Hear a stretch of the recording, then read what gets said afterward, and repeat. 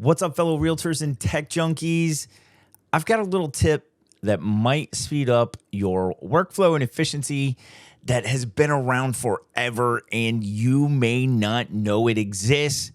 It could just blow your mind. Let's look at it. So we all know that hitting the backspace key on a Word document or a Google Doc, any kind of word processing document or any kind of text whatsoever, will actually delete character by character.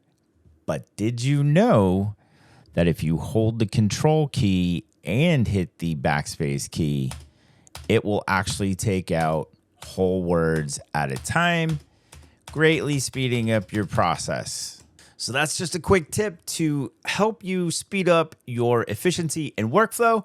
If you got value out of this video, hit that like button. If you're not already, please consider subscribing to the channel and ding that notification bell so you can be reminded when I upload new quick tip videos just like this. All right, I'll see you in the next one.